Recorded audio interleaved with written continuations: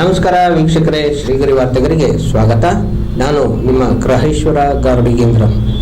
ದಿನಾಂಕ April 5, 2026ರಂದು PPL annexe ಪಾರ್ಕ್ನಲ್ಲಿ ಸಮುದಾಯ ಸಭೆ ನಡೆಯಿತು. ಮುಖ್ಯ ಅತಿಥಿ doctor EC Ningaraj Gowda, MA, MPhil, PhD, SSS, ಮಾಜಿ ಸಿಂಡಿಕೇಟ್ ಸದಸ್ಯರು, ಮೈಸೂರು ವಿಶ್ವವಿದ್ಯಾನಿಲಯ ಮೈಸೂರು ವಿಭಾಗ ಬಿಜೆಪಿ ಸಹ ಪ್ರಭಾರಿ ಹಾಗೂ ಹಿರಿಯ ನಾಗರಿಕರು ಉಪಸ್ಥಿತರಿದ್ದರು. ದೇಣಿಗೆ ಅಂತಲ್ಲ, ಇಲ್ಲಿಗೆ ಮಕ್ಕಳು ಆಟ ಆಡುವಂಥ ಪಾರ್ಕ್ಗೆ 2 ಕೂರುವಂಥ ಬೆಂಚ್ ಅಗತ್ಯ ಇದೆ ಅಂತ ನಮ್ಮ ಸ್ನೇಹಿತರಾದಂಥ ಶ್ರೀಕಂಠೇಗೌಡರು ಮತ್ತು ಪ್ರತಾಪ್ ಅವರು ಹೇಳಿದರು. ಆ ಕಾರಣಕ್ಕೆ ಮಾಡಿದರು. ಇವತ್ತೊಂದು ಸಭೆ ನಡೀತಿತ್ತು. ಆ ಸಭೆಯಲ್ಲಿ ಭಾಗವಹಿಸಿ ಎಲ್ಲರನ್ನು ಭೇಟಿ ಮಾಡೋದು ಖುಷಿಯಾಗಿದೆ. ನಮಗೆಲ್ಲರಿಗೂ ಗೊತ್ತಿದೆ, ಮಾನ್ಯ ಪ್ರಧಾನಮಂತ್ರಿ ನರೇಂದ್ರ ಮೋದಿ ಅವರು ಹೇಳ್ತಾ ಇರ್ತಾರೆ ಫಿಟ್ ಇಂಡಿಯಾ ಅಂತ. ಎಲ್ಲರೂ ಫಿಟ್ ಆಗಿರಬೇಕು, ಎಲ್ಲರೂ ಆರೋಗ್ಯ ಚೆನ್ನಾಗಿ ಇಟ್ಕೊಳ್ಬೇಕು ಅಂತ. ದೈಹಿಕ ಆರೋಗ್ಯ ಚೆನ್ನಾಗಿದ್ರೆ ಮಾನಸಿಕ ಆರೋಗ್ಯನೂ ಚೆನ್ನಾಗಿರುತ್ತೆ ಅನ್ನುವಂಥ ನಂಬಿಕೆ ನಂದು ಕೂಡ, ಎಲ್ಲರದ್ದು ಕೂಡ. ಹಾಗಾಗಿ ಇಲ್ಲೆಲ್ಲರೂ ತುಂಬ ಉತ್ಸಾಹಿ ನಿವಾಸಿಗಳಿಲ್ಲಿದ್ದಾರೆ. ಹಾಗಾಗಿ ಇಷ್ಟೊಂದು ಸುಂದರವಾಗಿ ಎಲ್ಲ ಹಸಿರು ಪರಿಸರವನ್ನು ಮೇಂಟೈನ್ ಮಾಡಿದ್ದಾರೆ. ಇಲ್ಲಿ ಬಂದಿದ್ದು ತುಂಬ ಖುಷಿಯಾಗಿದೆ. ಇಲ್ಲಿ ಒಟ್ಟಿಗೆ ಇಲ್ಲಿ ಅಧ್ಯಕ್ಷರು, ಕಾರ್ಯದರ್ಶಿಗಳು, ಪ್ರಜರಾರೆಯವರೆಲ್ಲರೂ ಸೇರಿ ಇದುವರೆಗೂ ಇದ್ದಿದ್ದು ಖುಷಿಯಾಗಿದೆ. ಇದೇನು ಚುನಾವಣೆ ತಳಹದಿ ಅಂತ ಏನಾರು ಅನ್ಸುತ್ತೆ? ಇಲ್ಲ, ಚುನಾವಣೆಗೂ ಇದಕ್ಕೂ ಸಂಬಂಧ ಇಲ್ಲ, ಮತ್ತು ಈ ಕಾನ್ಸ್ಟಿಟ್ಯೂನ್ಸಿಗೂ ನನಗೂ ಸಂಬಂಧ ಇಲ್ಲ. ಸಮಾಜ ಸೇವೆ ಎನ್ನುವಂಥದ್ದು ನಮ್ಮ ಆತ್ಮತೃಪ್ತಿಗೆ ಸಲುವಾಗಿ ಮಾಡುವಂಥದ್ದು.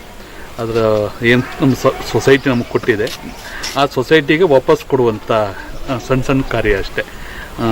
ಇದಕ್ಕೂ ಚುನಾವಣೆಗೂ ರಾಜಕೀಯಕ್ಕೂ ಏನು ಸಂಬಂಧ ಇಲ್ಲ. ನಮ್ಮ 30-40 ವರ್ಷದಿಂದ ಮಾಡ್ಕೊಂಡು ಬಂದಿರೋದು ಅದೇ ರೀತಿ. ಇದು ಸಣ್ಣ ಕೆಲಸ, ಮತ್ತು ಇಲ್ಲಿ ಏನು ಅಗತ್ಯ ಇದೆ ಅದನ್ನು ಪಟ್ಟಿ ಮಾಡಿ ಹೇಳಿ ಅದನ್ನು ಮಾಡೋಣ ಅಂತ ಹೇಳಿದ್ದೀವಿ. ಎಲ್ಲ ಸ್ನೇಹಿತರ ಜೊತೆಗೆ ಸೇರಿ ಮಾಡುವಂಥ ಕೆಲಸ ಅಷ್ಟೇ. ನಿಮ್ಮ ಸೇವೆ ಈ ಬಡಾವಣೆ ಮಾತ್ರ ಇದೆಯಾ ಅಥವಾ ಮುಂದಿನ ಎಲ್ಲ ಬಡಾವಣೆ ಅಕಸ್ಮಾತ್ ಥರ ಕೇಳಿದ್ರೆ? ಇಲ್ಲ, ಹಲವಾರು ವರ್ಷದಿಂದ ಮಾಡ್ತಾ ಬಂದಿದ್ದೀವಿ. ಉದಾಹರಣೆ ಜೂನ್ ಬಂತು ಅಂದರೆ ಕನಿಷ್ಠ ಪ್ರತಿ ವರ್ಷ ಒಂದು 10,000 ಗಿಡಗಳನ್ನು ನಡೆದಲ್ದಂತೆ ಅದಕ್ಕೆ ನೀರು ಹಾಕಿ ಒಂದು 5-6 ವರ್ಷ ಬೆಳೆಸುವಂಥದ್ದು. ಕೇವಲ ಮನುಷ್ಯರಿಗಷ್ಟೇ ಅಲ್ಲ ನಾವು ಗಿಡ ಸಸಿಗಳನ್ನ ನೆಡುವಂಥದ್ದು.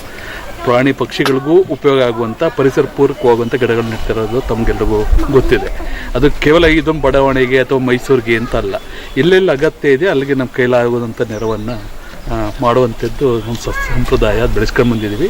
ಇಲ್ಲಿ ಸಣ್ಣದ ಒಂದು ಅವಕಾಶ ಕೊಟ್ಟಿದ್ದಾರೆ ಇಲ್ಲಿ ಬಂದು ಭೇಟಿ ಮಾಡೋದಕ್ಕೆ. ಇದಕ್ಕೂ ರಾಜಕಾರಣಕ್ಕೂ ಇದಕ್ಕೇನು ಸಂಬಂಧ ಇಲ್ಲ. ಒಬ್ಬರು ಸುಸಂಸ್ಕೃತರಾಗಿ ಭಾರತೀಯ ಪ್ರಜೆಯಾಗಿ ಎಲ್ಲರೂ ಮಾಡಬೇಕಾದ ಕರ್ತವ್ಯ ಅಂತ ಭಾವಿಸ್ತೀನಿ. ನಿಂಗರಾಜ ಗೌಡ ಅವರು ನಮ್ಮ ಕಾಲೋನಿಗೆ ಬಂದು ಅವರಿಂದ ಸಾಧ್ಯವಾದಷ್ಟು ನಾನು ಸಹಾಯವನ್ನು ಮಾಡ್ತೀನಿ ಅಂತ ಹೇಳ್ಕೊಂಡಿದ್ದಾರೆ. ಆದರೆ ಈ ಥರ ವ್ಯಕ್ತಿಗಳು ಸಿಗೋದು ಸಮಾಜದಲ್ಲಿ ತುಂಬ ಅಪರೂಪ. ಅಂಥದ್ರಲ್ಲಿ ನಮ್ಮ colony senior citizen colony. So ಹಾಗಾಗಿ ಅವರಿಗೆ ನಮ್ಮ ಕಾಲೋನಿಗೆ ಯಾವತ್ತು ಯಾವುದೇ ಒಂದು ವಿಶೇಷ ಕಾರ್ಯಕ್ರಮ ಆಗಲಿ ಅವರು ವಿದೌಟ್ ಇನ್ವಿಟೇಷನ್ ಅವರು ನಮ್ಮ ಕಾರ್ಯಕ್ರಮದಲ್ಲಿ ನಮ್ಮ ಜೊತೆಗೆ ಪಾಲ್ಗೊಳ್ಬೋದು. ನಾವು ಒಂದು ಫ್ಯಾಮಿಲಿ ಥರ ಇದ್ದೀವಿ ಇಲ್ಲಿ. ಸೊ ಹಾಗಾಗಿ ಏನೇ ಮಾಡಿದರೂ ಎಲ್ಲ ಒಟ್ಟಾಗಿ ಒಂದುಗೂಡಿ ಮಾಡ್ತೀವಿ ಎಲ್ಲ ಕಾರ್ಯಕ್ರಮನ.